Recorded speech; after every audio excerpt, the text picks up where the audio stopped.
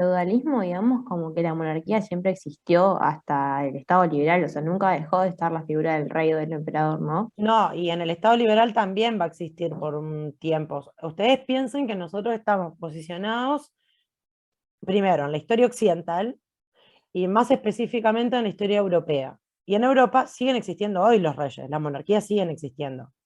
Lo que se va socavando es la forma en la que ejercen ese poder, ¿sí? Que hasta el Estado absoluto es un poder absoluto, como lo dice la palabra, ¿sí? Quiere decir que el rey actúa de forma indiscriminada, subjetiva, es decir, bajo lo que el rey percibe que debe hacerse en esa sociedad, y fundamentalmente desigual, es decir, hay algunos estratos sociales que se ven favorecidos por este tipo de gobiernos absolutos y otros que no. Lo que viene a ser un poco el surgimiento de la modernidad y la primera forma de Estado liberal es precisamente empezar a limitar el poder del rey y empezar a igualar la situación de los individuos. ¿Sí? Pero bueno, no podemos decir que las monarquías desaparecen con los estados liberales, si esa es la Profe, pregunta Claro, puntual. gracias, profe. De y nada. en el tema de la burguesía, que fue el primer estado moderno, sería, también hay que No, recalcar ojo, la que, burguesía es una clase social, no es un perdón, sí, estado, perdón, ¿sí? me expliqué mal. El estado absoluto, la primera forma de estado moderno, podemos decir que están los rasgos del feudalismo también en él, ¿no? Sí, incluso también durante la época feudal, aunque mucho menos. Perdón, liberal, aunque mucho menos. Ujú, perfecto. Hoy un poco el objetivo que vamos a tratar es, bueno, eh, hay dos revoluciones que nosotros trabajamos en la materia que le llamamos revoluciones burguesas. La palabra ya nos dice todo. Son revoluciones que van a favorecer a una clase social en específico, ¿sí? Que es la burguesía. Sin embargo, no podemos decir que los reyes desaparecen o los monarcas desaparecen, pero sin existir todavía democracias, como las conocemos hoy, aparecen los poderes legislativos, ¿no? Que en un lugar se van a llamar Asamblea Legislativa, en otro lugar se van a llamar el Parlamento. Estamos hablando de lo mismo. Es decir, un órgano encargado de generar leyes, ¿sí? Entonces, el rey ya no es más el que hace y deshace las leyes a su gusto y placer, sino que hay un órgano compuesto por varios individuos, que bueno, ya vamos a ver quiénes los eligen, ¿sí? Que ahí también hay una cuestión a revisar, pero por lo menos el poder del rey se ve altamente socavado. Sin embargo, por ejemplo, en el aspecto económico, Europa sigue siendo rural. O sea, el régimen feudal de producción sigue vigente. Pero se van yuxtaponiendo, ¿no? Eso tradicional, antiguo, vamos a llamarlo, y estas nuevas formas económicas ligadas que la trabajaron en la unidad uno cuando hablamos de esto del paso a la modernidad, incipientes formas del capitalismo, en donde la burguesía empieza a adquirir un rol diferente, ¿sí? Sin ser de la nobleza. O sea, son procesos que se van dando en forma conjunta. Lo vamos a trabajar la semana que viene. Podemos decir en cierta forma que el fin del feudalismo, de lo último que quedaba del feudalismo, recién va a suceder en el siglo XIX con la revolución industrial. ¿Sí? Ahora nosotros todavía estamos en el siglo XVII. ¿Sí? Recuerden que el Estado absoluto va a aparecer en distintos lugares de Europa entre el siglo XVI y XVII, y a partir del siglo XVII empiezan a aparecer las primeras formas de Estado liberal, fundamentalmente en los lugares donde lo vamos a trabajar hoy, que son los más relevantes en términos históricos.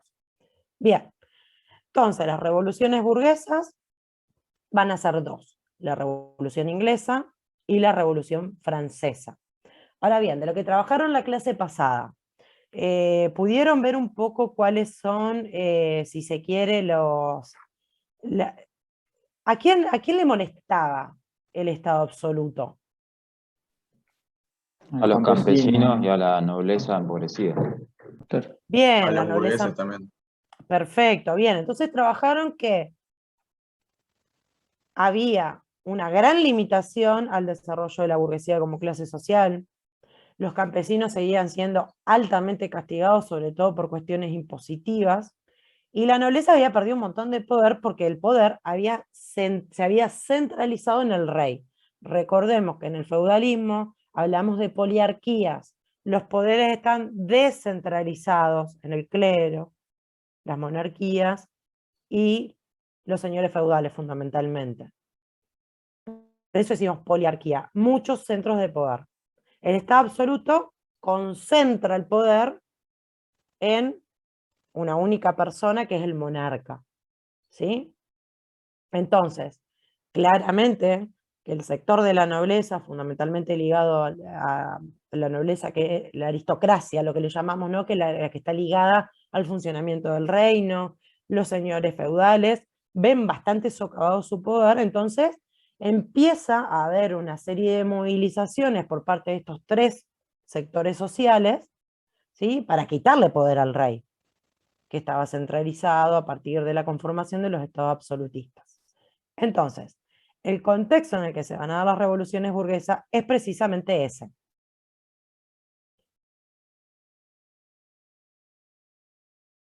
Por eso podemos decir precisamente que sí. A eso también no se le suman los protestantes. Sí, pero fundamentalmente en Inglaterra, ahora lo vamos a ver.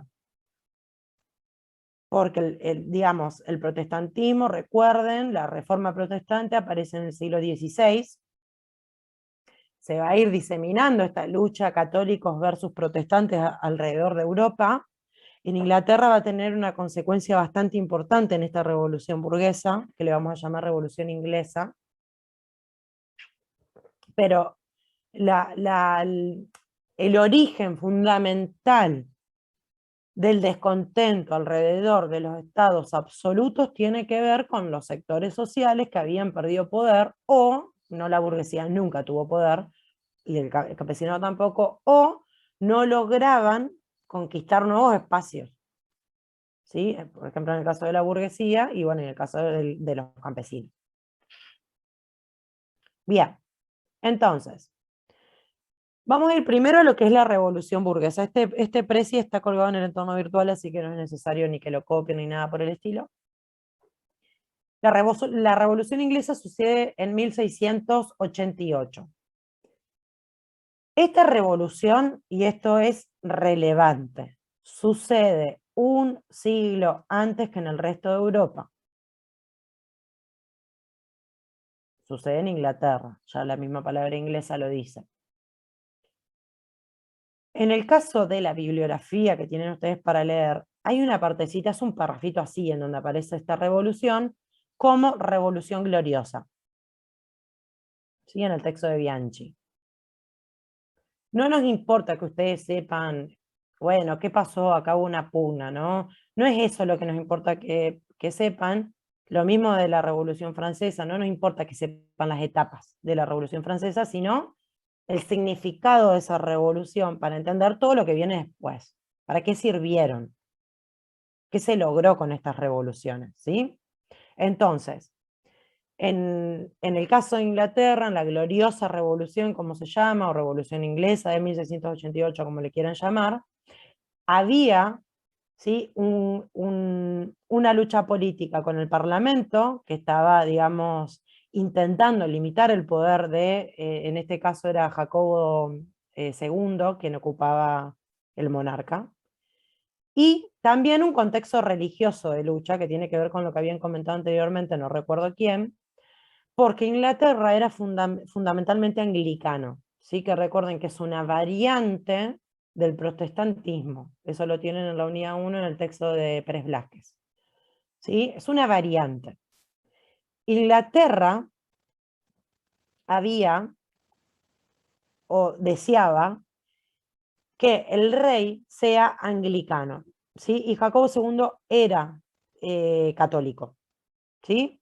Entonces, bueno, esta pugna entre el parlamento, el rey y la cuestión religiosa y bueno, lo que se llaman los juicios sangrientos, que básicamente fue una gran matanza que realizó Jacobo II contra las personas que eran disidentes del régimen, llevaron, ¿sí?, a que el Parlamento derribe a este rey y coloque en su lugar a Guillermo II, ¿sí?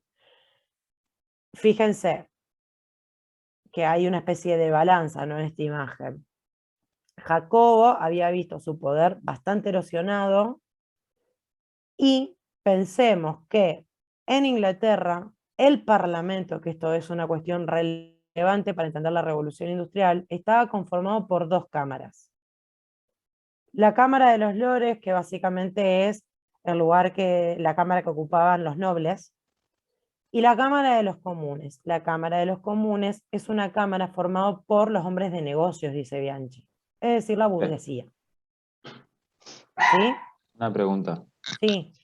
¿El tema del Parlamento en Inglaterra ya existía o empezó a existir a partir de la No, Revolución? empieza a existir a partir de esta revolución. Ah, claro. ¿Sí? Perfecto. Entonces, la designación de Guillermo II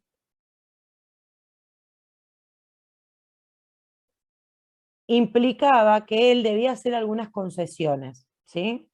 Ahí dice, en primer lugar, que el rey tenía que pertenecer a la Iglesia anglicana. Esto lo dicta el Parlamento, para que se entienda, ¿sí? Y de esta forma terminaba Inglaterra de derribar el poder de la Iglesia católica en este territorio. Hay una película, que ahora no me acuerdo cuál es, no me acuerdo si es Las Bolenas, histórica, ¿no?, de esas de época, en donde muestran, ¿sí?, la cuestión de la Iglesia Católica y la renuncia de la Iglesia Católica por parte de Inglaterra, porque el rey se quiso divorciar. Eso es una versión de los hechos. La otra versión de los hechos es que si Inglaterra renunciaba, ¿sí?, eliminaba la Iglesia Católica, ¿sí?, automáticamente el país se adueñaba de los territorios que ocupaba la Iglesia Católica hasta ese momento, con todo lo que traía incluido, ¿sí? Pero bueno, eso es una anécdota. Lo segundo que establecía este acuerdo para que Guillermo II pueda ocupar el lugar de monarca, tenía que ver básicamente que cada vez que él quisiera tomar una decisión estaba obligado a convocar al Parlamento, ¿sí? No tenía más poder ni para hacer leyes ni para anularlas. No podía generar nuevos impuestos, nada, sin el acuerdo previo del Parlamento. ¿Qué información nos da eso? Que estaba limitado. Se limita la monarquía. Sí, ¿y qué más? Se divide el poder. Sí, ¿y qué más? Los burgueses empiezan a tener poder. Perfecto. En Inglaterra, cuando decimos que esta revolución sucedió un siglo antes que en el resto de Europa, lo que estamos diciendo es que la burguesía pertenecía al poder político un siglo antes, formaba parte del Parlamento, y estamos diciendo que prestaba acuerdo para cualquier decisión que se tome en términos de impuestos y derechos, que no es una cuestión menor, entendiendo que Inglaterra entonces estaba subordinando el poder político al poder económico. Esto es fundamental para entender por qué la revolución industrial sucede en Inglaterra, bastante tiempo después, ¿no? Pero no importa, sucede ahí, es un condicionante.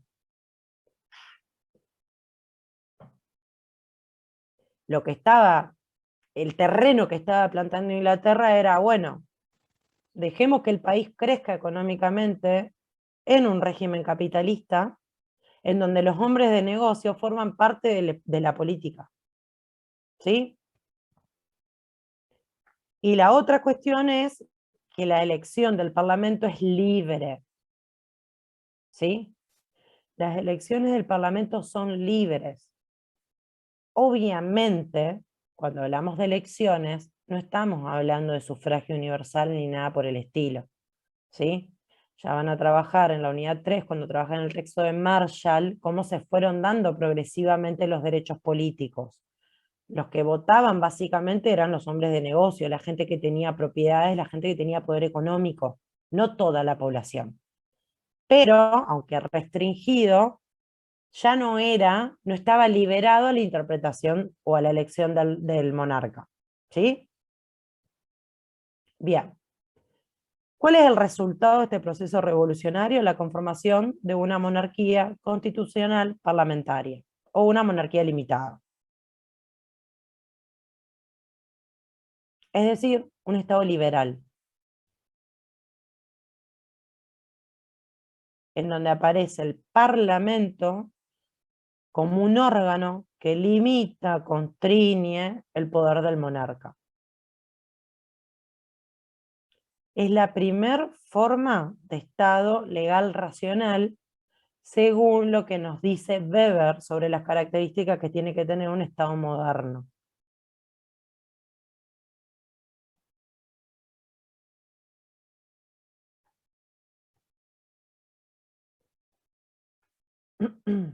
Entonces, cuando hablamos de una monarquía constitucional parlamentaria, sabemos que existe división de poderes y controla el poder del rey, ¿sí? Obligado a convocar al Parlamento para tomar cualquier tipo de decisión.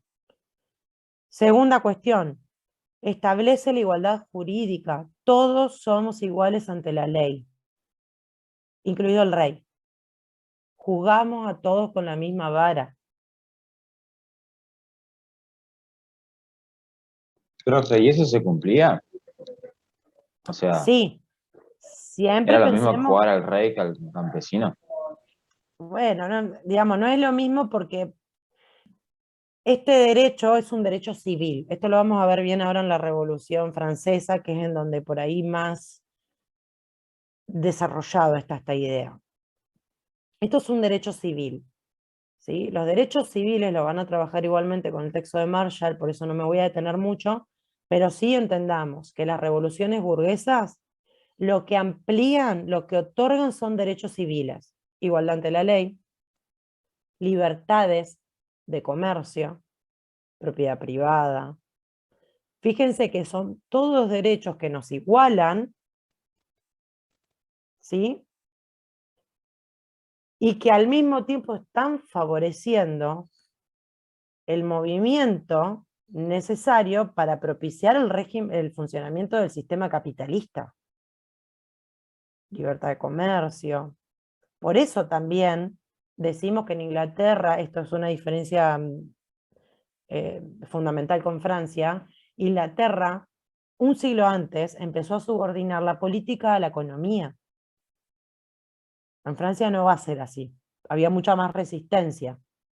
Profe, Sí, el Parlamento, para no sacar provecho de las propias decisiones que tomaba, era como decía Locke, que se disolvía a partir de cuando formaba una ley nueva o algo así. no. Después vamos a trabajar Locke. Pensemos que Locke lo que hace es una teoría. Esto es un proceso histórico. ¿Sí? El Parlamento no se disuelve, se elige. ¿Sí? Por voto.